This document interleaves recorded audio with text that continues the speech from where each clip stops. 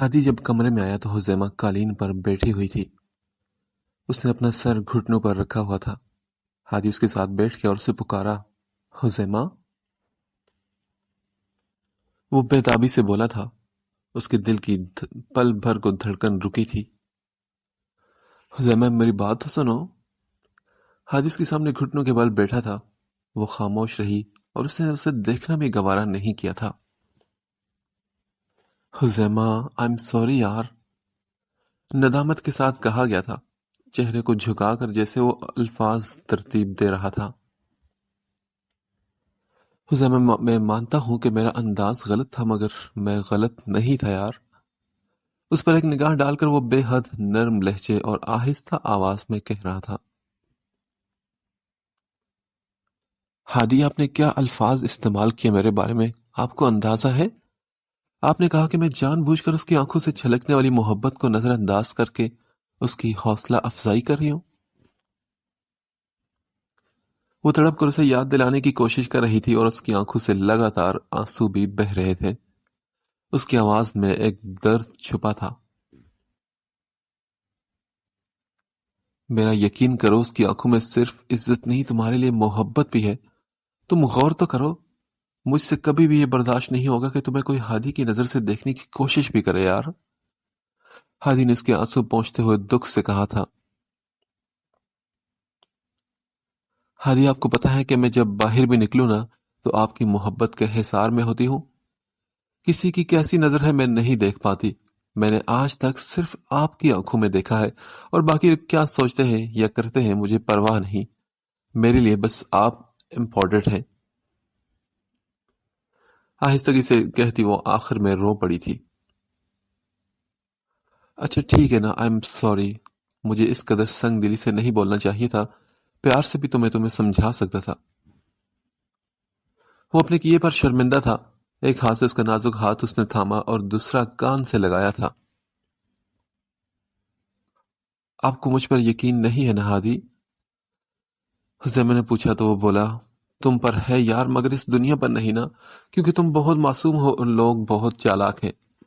معصومیت کے لبادے میں لپٹے خنجر ہوتے ہیں ان کے پاس، اتنی ہوشیاری سے ہماری رگیں کاٹ دیتے ہیں کہ پتہ ہی نہیں چلتا کہ مجرم کون ہے۔ ہادی نے اسے نرمی سے سمجھانا چاہا، وہ حزیمہ کی معصومیت سے واقف تھا۔ ہادی، تالی دونوں ہاتھوں سے بجتی ہے اور میں صرف آپ کی ہوں۔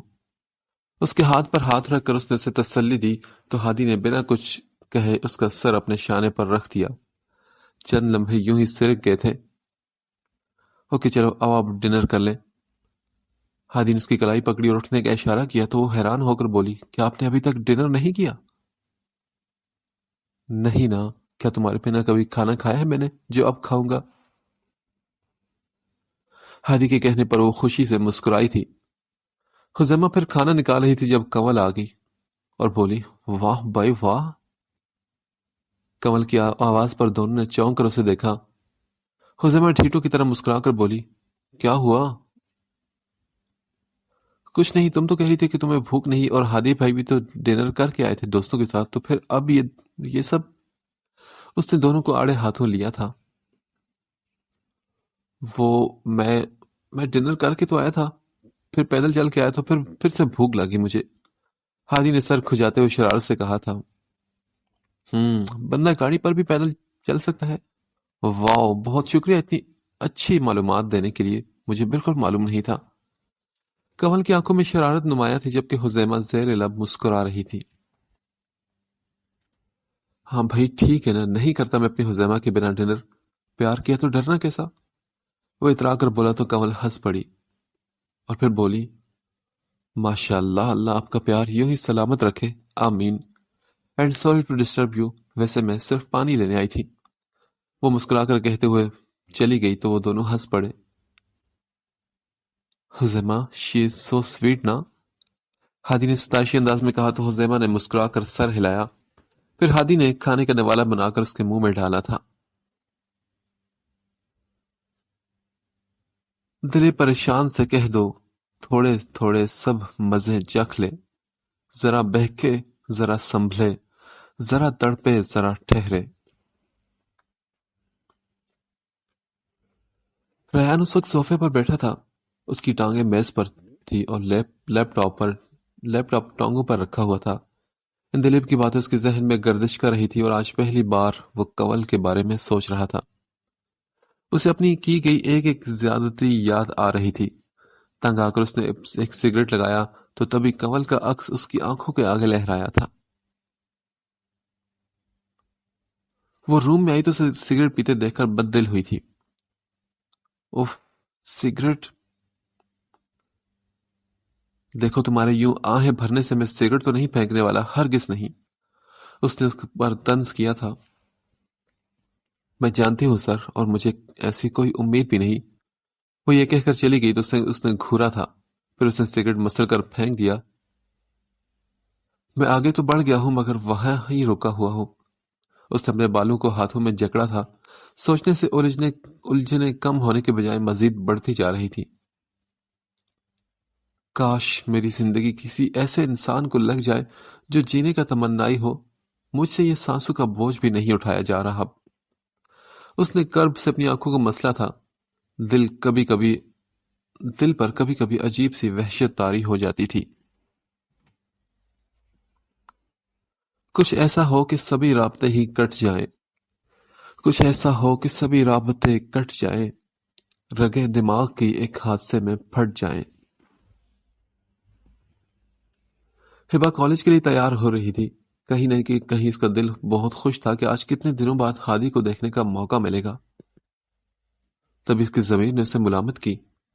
ہبا شرم کرو یار، وہ تمہاری دوست کا شوہر ہے۔ ہاں تو میں کون سا اس پر غلط نگاہ ڈال رہی ہوں؟ میں اسے بس دیکھنا چاہتی ہوں، اس سے زیادہ کچھ نہیں۔ اس نے اپنے ضمیر کو مطمئن کرنے کے بعد ایک گہری سانس لی۔ وہ ماما سے مل کر آ گئی تھی، پھر اس کا سارا رستہ خوشی سے گزرا تھا۔ شاید تڑپ کر دعا مانگی تھی کہ جب وہ پہنچی تو ہادی گاڑی ریورس کر رہا تھا۔ ہبا کے دل کی تو دھڑکن تھم تھم کر چلنے لگی۔ ہادی وائٹ شرٹ پہنے، کانوں میں بلوٹوتھ لگائے کسی سے ہنس کر بات کرتا ہوا کافی ہینڈسم لگ رہا تھا۔ ہبا جب گاڑی سے اتری تو وہ جا چکا تھا۔ وہ مسکراتی ہوئی اندر آئی جہاں خزیمہ لوگوں نے زبردست مسکراہٹ سے اس کا ویلکم کیا تھا۔ رامز کو تو ایک اور ٹریٹ ملنے کا شاندار موقع مل گیا تھا۔ ہبا کو صبا بالکل اچھی نہیں لگی تھی، جس کی وجہ یہ تھی کہ وہ خزیمہ کو شیئر نہیں کر سکتی تھی۔ صبا بھی اس کی ناپسندیدگی بھانپ گئی تھی۔ کنول آج بجھی سی تھی، اس کا کسی بھی لیکچر میں دل نہیں لگ رہا تھا۔ نہ چاہ کر بھی ریان کی یاد اسے ستا رہی تھی۔ وہ بس ایک لمحہ اس کی آواز سننا چاہتی تھی۔ خزیمہ لوگ لائبریری میں گئی تھی تو وہ باہر آ گئی۔ خزیمہ کے فون سے وہ ریان کا نمبر پہلے ہی لے چکی تھی۔ اس نے کال کی تو چند لمحے بعد کال پک کر لی گئی۔ ہیلو؟ گھمبیر بھاری آواز اس کی سماعتوں سے ٹکرائی تو اسے احساس ہوا کہ وہ کتنی جلد بازی کر چکی تھی۔ ریان کی آواز نے اس کے سلگتے دل پر ایک پھوار سی ڈال دی تھی۔ سماعتوں کا گویا حق ادا ہو چکا تھا۔ وہ تو شکر تھا کہ کالج میں خاموشی تھی، ورنہ ریان کو ایک پل لگتا سمجھنے میں۔ اگر کچھ بولنا نہیں تھا تو کال کیوں کی تم نے؟ وہ تنگ آ کر بولا تو کنول اس کے یوں بولنے پر مسکرا پڑی۔ ریان نے تب کر کال کٹ کر دی تھی۔ اف، کھڑوس کہیں کا۔ کنول نے اسے ایک اور خطاب دیا اور زیر لب مسکرا کر کالج کی طرف چل پڑی۔ یار مجھے یہ سبب بالکل نہیں پسند۔ ہبا اس کے وہاں سے جاتے ہی پھٹ پڑی تھی۔ سبا کوریڈور مڑتے ہی وہاں پر کھڑی ہو گئی تھی۔ کنول نے ناسمجھی سے پوچھا، کیا مطلب؟ کیوں ناپسند ہے؟ یار بس سیدھی سی بات ہے، ہم چار ہی دوست ہیں، مزید نہیں چاہیے، اور یہ چپکو مجھ سے بالکل برداشت نہیں ہوتی۔ ہبا دوستوں والی جیلسی سے بولی تھی۔ ہاں مجھے بھی ایک آنکھ نہیں بھاتی، مگر کیا کریں، خزیمہ کی تو جان بستی ہے اس لڑکی میں۔ رامز نے بھی طنز کیا تھا۔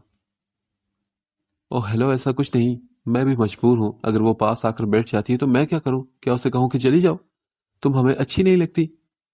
یار فارمیلٹیز بھی کوئی چیز ہوتی ہیں، خزیمہ نے آہستگی سے کہا، مگر صبا نے سن لیا تھا۔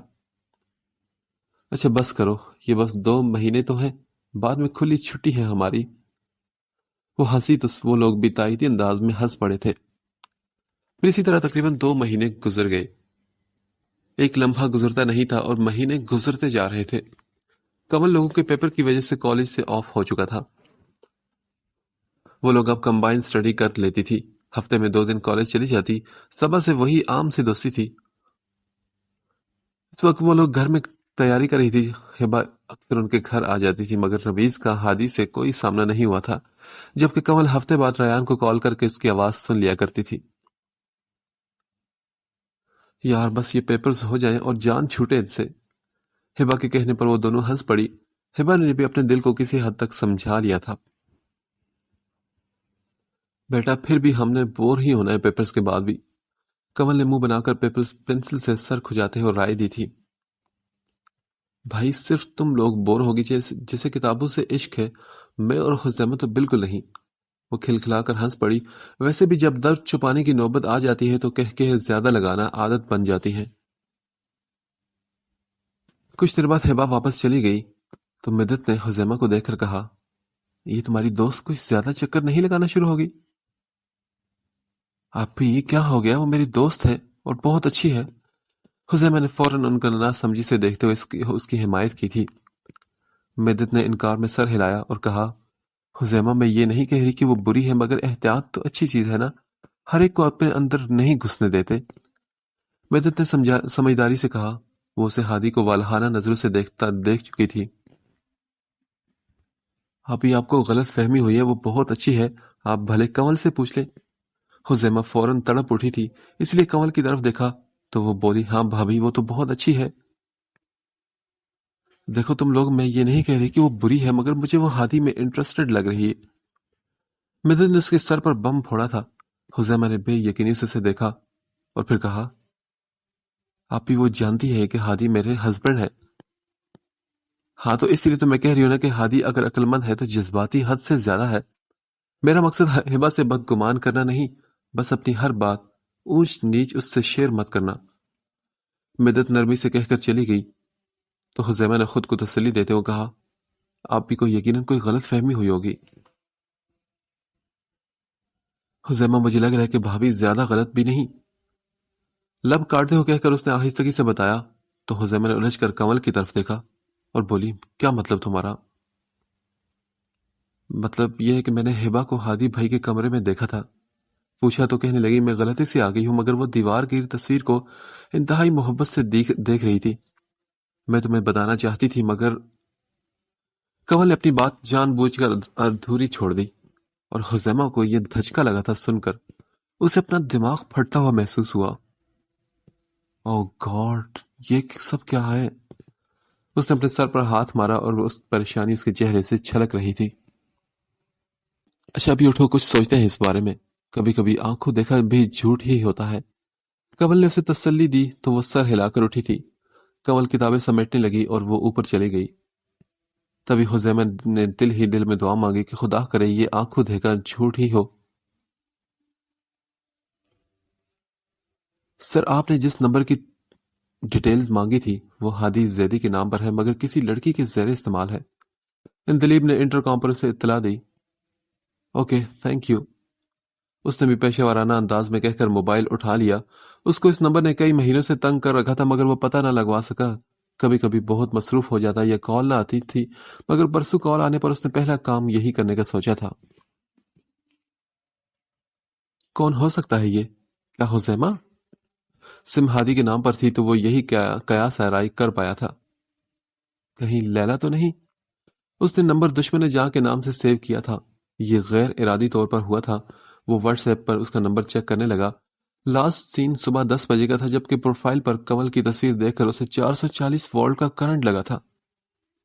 کنول؟ زیر لب اس کا نام لگا کر اس نے اس کی ڈی پی پر کلک کیا۔ اس کی طرف اس کا دھیان نہیں گیا تھا۔ اچھا تو اس ایڈیٹ نے میری جان کھائی ہوئی تھی فون کر کر کے۔ یہ بولتی کچھ بھی نہیں اور عقل کی اندھی نے تصویر پر بھی ایوری ون پر رکھی ہے۔ وہ لاشعوری طور پر اس کی تصویر کو دیکھنے لگا۔ کنول ٹھوڑی پر ہاتھ رکھے یوں مسکرا رہی تھی جیسے کسی کے خیالوں میں گم ہو۔ ریان نے اس کے اباؤٹ میں دیکھا جس میں لکھا تھا، ہم تمہیں ہر روز یوں یاد کرتے ہیں جیسے کل پیپر ہو۔ اس کی یہ بات پڑھ کر ریان خوب ہنسا تھا۔ پگلی کہیں کی۔ پھر اس نے سر ہلا کر آفس کے زیر استعمال سیل میں اس کا نمبر سیو کیا اور پروفائل لاسٹ سین کچھ نہیں شو ہوا تو اسے گو نہ گو تسلی ہوئی کہ پرائیویسی پر تھی۔ مگر مجھے یہ کال کیوں کرتی رہی ہے؟ اس نے حیرانی سے اس کی تصویر دیکھتے ہوئے سوچا تھا۔ اوکے چڑیل، تم سے تو میں بعد میں نبٹتا ہوں۔ مسکراتے اس نے تصویر پر ہلکی سی چپت رسی کی۔ دلیپ نے ان گزرے ماہ میں اس کی اچھی خاصی برین واشنگ کر لی تھی۔ کمل کے معاملے میں کافی لچک اس کے دل میں پیدا ہو چکی تھی، مگر وفا کے معاملے میں وہ بالکل ویسا ہی تھا، ہٹ دھرم، ضدی۔ اسی لیے تو ایک بار بھی گھر نہیں گیا تھا ان 2 مہینوں میں۔ پھر یوں ہی کافی دن گزر گئے تھے۔ ان لوگوں کے پیپرز ہو گئے تھے۔ کمل نے ہیبت سے پوچھا تھا کہ وہ کسی کو پسند کرتی ہے تو وہ صاف مکر گئی تھی۔ پھر اس نے جان بوجھ کر ہادی کی طرف نہیں دیکھا تھا۔ رمیز پچھلے 2 مہینے سے لندن تھا، اس لیے وہ اسے بتا نہ سکی۔ کمل اس وقت صوفے پر لیٹی تھی۔ ریان اسے بیڈ پر سونے سے منع کیا تھا تو وہ آج تک صوفے پر ہی سوتی تھی۔ تبھی اس کے موبائل پر مینا کالنگ دیکھا تو اس نے مسکرا کر کال پک کی۔ سلام دعا کے بعد مینا نے خوشی سے چہکتے ہوئے کہا، ایک خوشخبری دوں؟ ہاں بولو۔ میں اور سالم اگلے ہفتے پاکستان آ رہے ہیں اور ہم نے کراچی میں گھر لے لیا ہے۔ سچ میں؟ کمل بھی اس کی بات سن کر خوشی سے چلائی تھی۔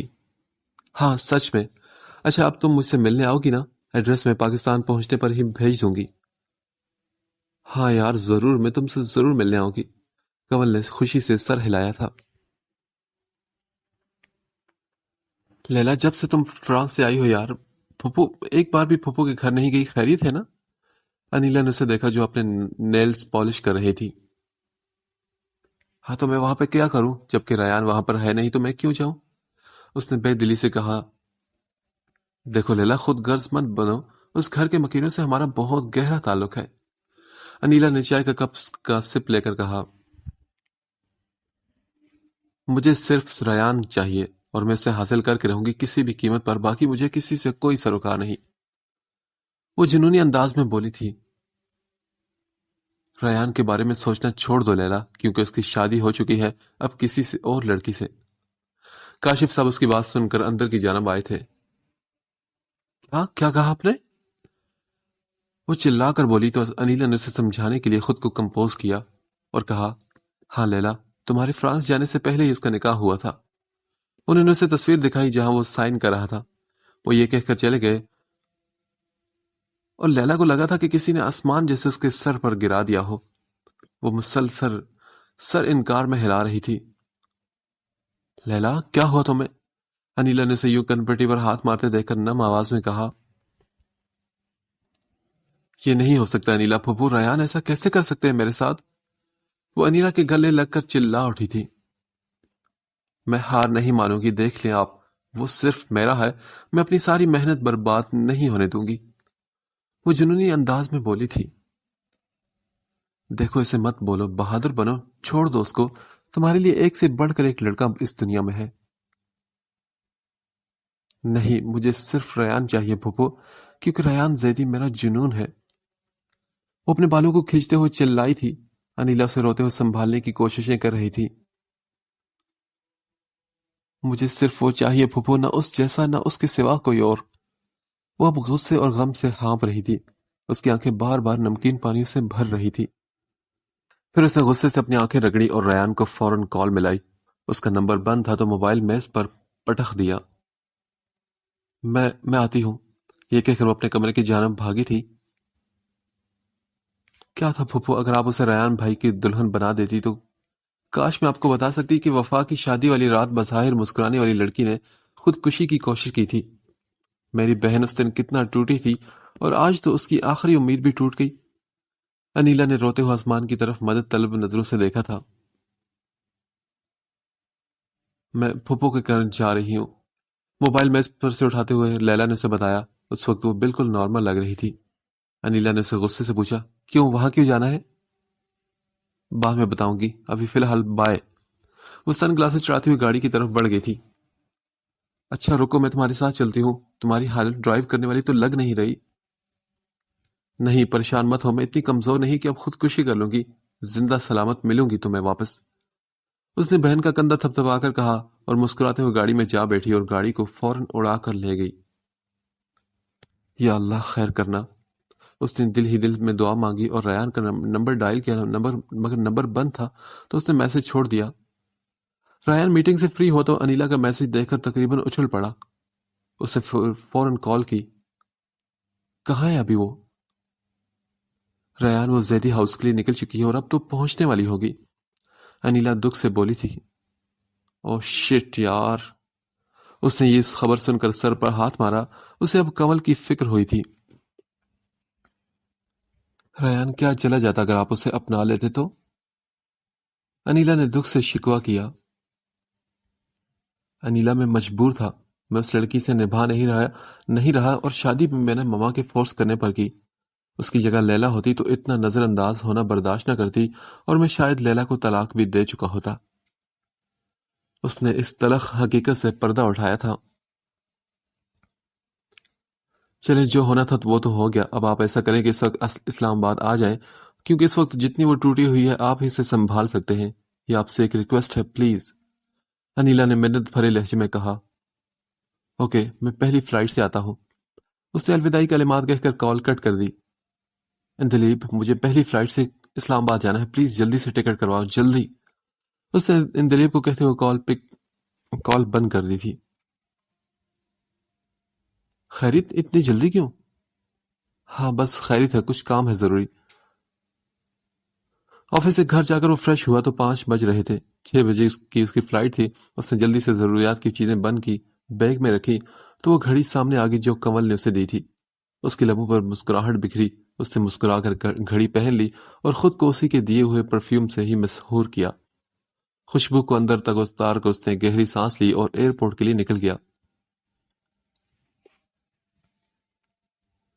ہبا، کب ملواؤ گی تم حسیمہ کے گھر والوں سے؟ وہ اس وقت لان میں بیٹھی چائے پیتے ہوئے کسی گہری سوچ میں گم تھی جب اس کی امی نے اس کے پاس بیٹھتے ہوئے کہا، وہ جب سے حسیمہ سے ملی تھی ان کو اس کا رشتہ پکا کرنے کی بہت جلدی تھی۔ حسیمہ ان کو بہت اپنی سی لگی تھی۔ اسے کسی گہری سوچ میں مگن دیکھ کر انہوں نے اس کا کندھا ہلایا۔ ہبا، کیا ہوا؟ وہ بری طرح چونک اٹھی اور چائے اس کے چھلک کر اس کے پاؤں پر جا گری تو وہ بے اختیار اٹھی تھی۔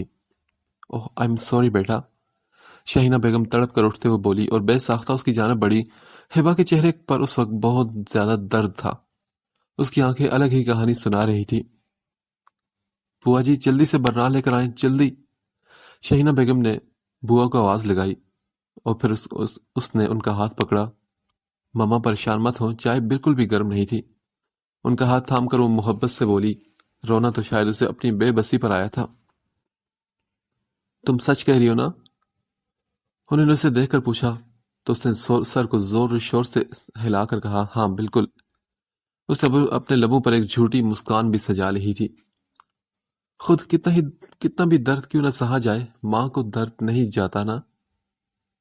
ماں چاہے کتنی بھی اچھی دوست کیوں نہ ہو، مگر ایسے موقع پر ماں کو کچھ نہیں بتایا جاتا تاکہ وہ پریشان نہ ہو، کیونکہ ماں کو اس بات کا بڑا غم لگتا ہے کہ بیٹیوں کو ہر چیز دی ہے تو محبت کیوں نہ دے سکی۔